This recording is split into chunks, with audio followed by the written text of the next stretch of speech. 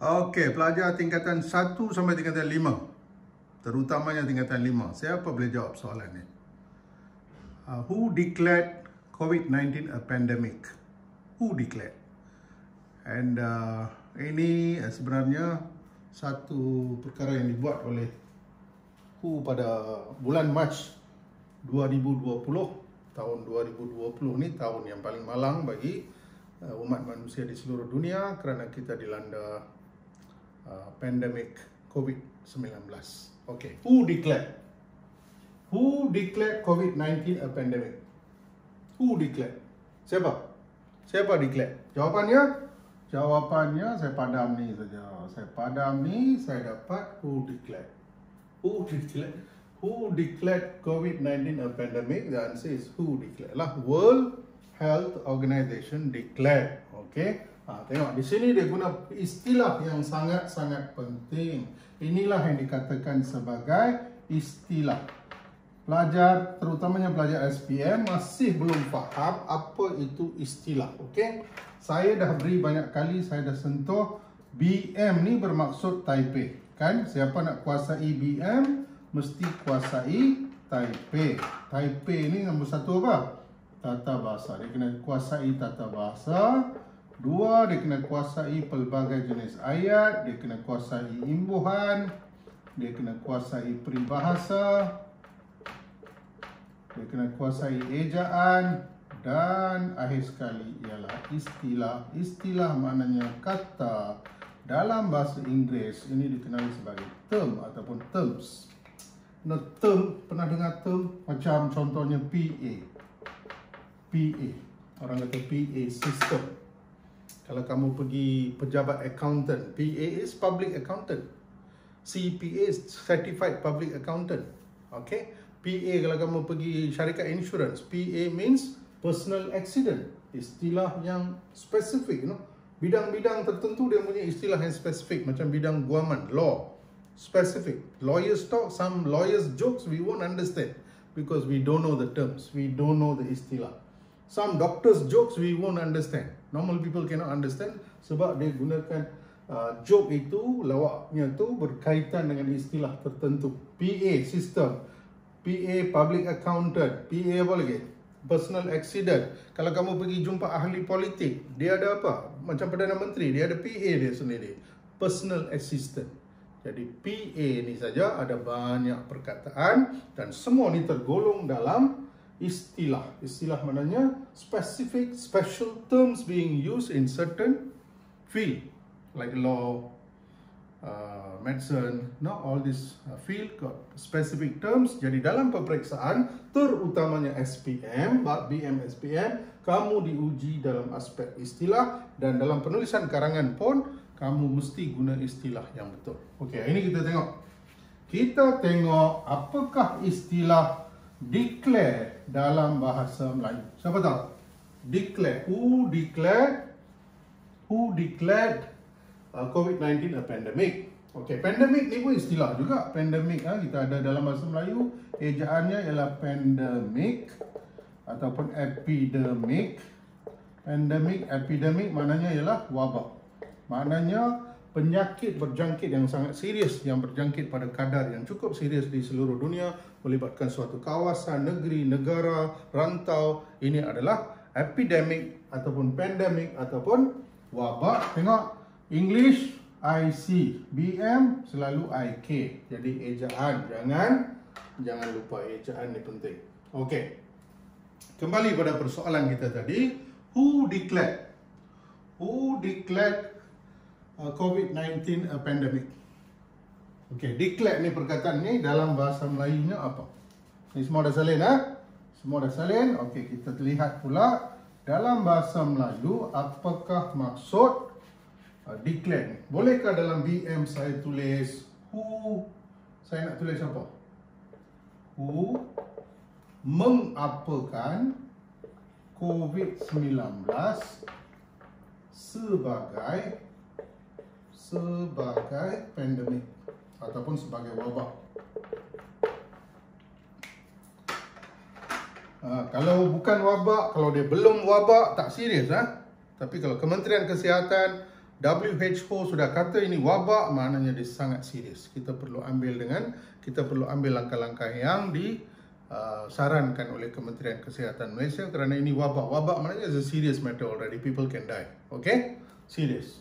Okay. Who mengapakan? Okay, apakah perkataan yang paling sesuai untuk declare? Declare ni iktiraf ke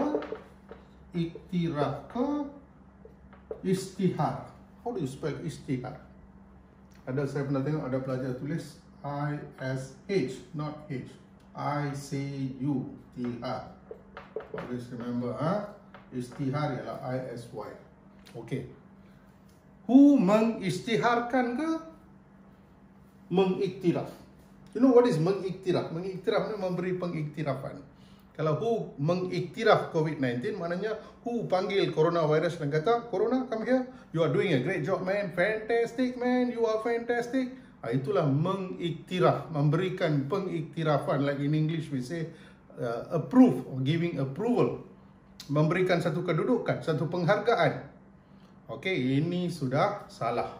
Jadi, untuk declare di sini, untuk declare bukan iktiraf. Bukan iktiraf. Who mengistiharkan. Inilah perkataan. Kena tambah meng, mesti ada imbuhan awalan meng. ISY tiharkan. Okey, tengok. Who mengistiharkan COVID-19 sebagai pandemik pada bulan Mac 2020. Selepas who mengistiharkan ini, barulah timbul pelbagai kekalutan, kekecohan di seluruh dunia. Kebanyakan negara mula menghadapi keadaan yang tegang, masalah yang serius untuk menangani, memerangi penyakit ini. Okey? So tengok, mengistiharkan. So mengiktiraf ni, mengiktiraf.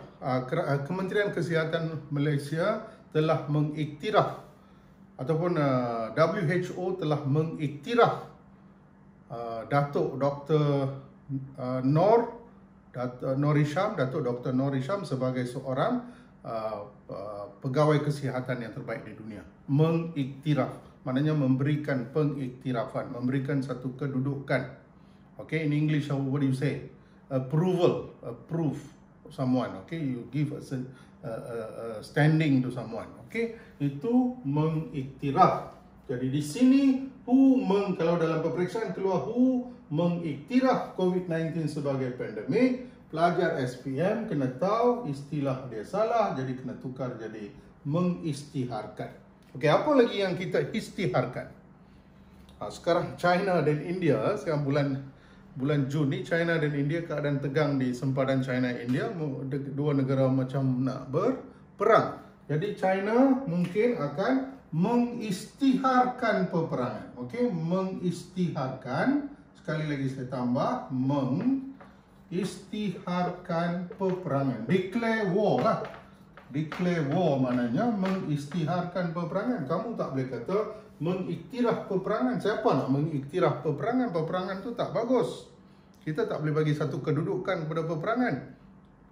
Okey, kita tidak harus mengiktiraf peperangan sebagai satu penyelesaian dalam kehidupan manusia. Okey, war is the last thing, fight is the last thing, hate is the last thing. Okay, so we don't want all that. So we cannot give a special position for all those things. Okay, okay. Kalau saya nak guna mengiktiraf, KKM, Kementerian Kesihatan Malaysia mengiktiraf. Kementerian Kesihatan Malaysia mengiktiraf kelulusan pelajar yang datang daripada setengah universiti ataupun negeri. Ada pelajar yang pergi belajar MBBS, nak jadi doktor, dia belajar di universiti lain, di universiti di Rusia, di India, di China, di sana, di sini, banyak tempat dia pergi belajar. Ada yang tidak diiktiraf oleh KKM. Balik Malaysia tak boleh dapat kerja, tak boleh bekerja di hospital kerajaan sebab kerajaan Malaysia, Kementerian Kesihatan Malaysia tidak mengiktiraf universiti-universiti itu. Dia menepati syarat-syarat Malaysia, jadi kita tidak iktiraf. So tidak iktiraf maknanya we don't approve. Iktiraf means giving approval, saying you're okay. Istihar means totally different. Istihar means you tell it that this is a serious thing. Okay, macam mengistiharkan peperangan, mengistiharkan COVID-19 sebagai pandemik. Jadi perhatikan, inilah yang dikatakan sebagai kesalahan istilah. Banyak pelajar yang masih tak begitu faham apa makna istilah. Okey, faham sekarang? Saya bagi satu lagi contoh daripada kesalahan yang dibuat oleh pelajar saya ketika dia hantar karangan. Saya nampak dia buat kesalahan yang cukup serius. Cukup serius. Ini menunjukkan kelemahan yang cukup spesifik. Maknanya dia lemah dalam bahagian istilah. Okey, dia hantar karangan, dia tulis apa? Masyarakat harus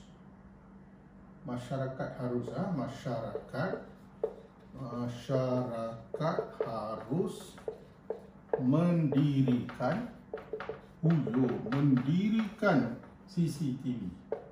Ditulis mendirikan CCTV, betul tak?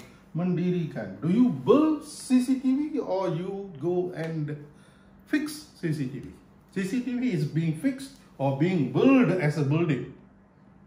See, inilah yang dikatakan kesalahan istilah. Sepatutnya apa ditulis? Sepatutnya ditulis masyarakat atau masyarakat Malaysia harus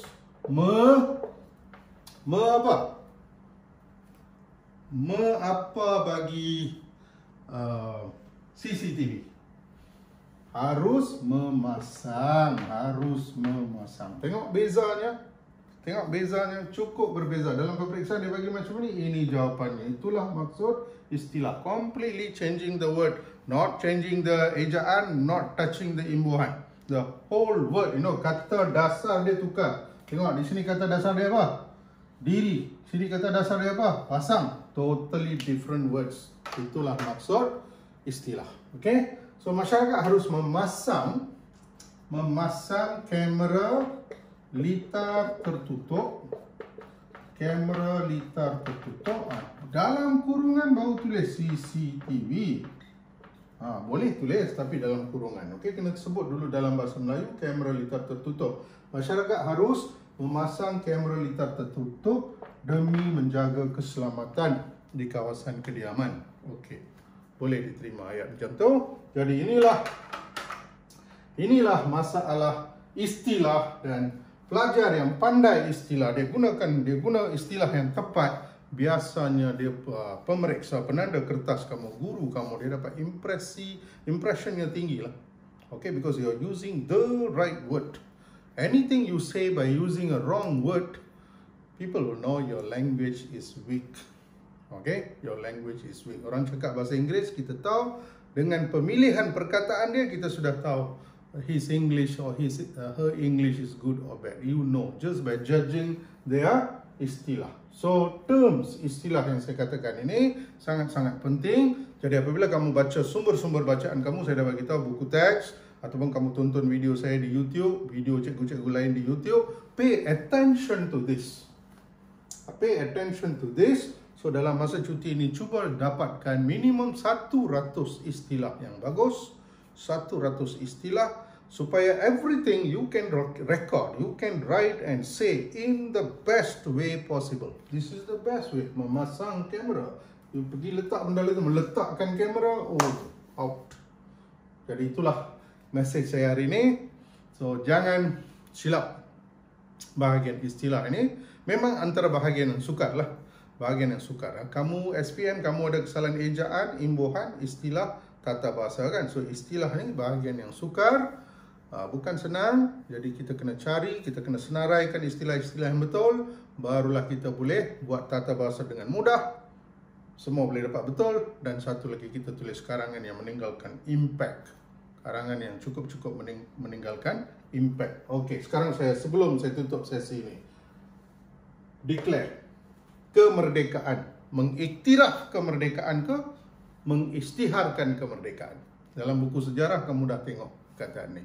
Peristiharan kemerdekaan kan. Jadi mengisytiharkan, declare independence, mengisytiharkan kemerdekaan. Kalau mengiktiraf, Malaysia diiktiraf sebagai antara negara yang paling aman di Asia.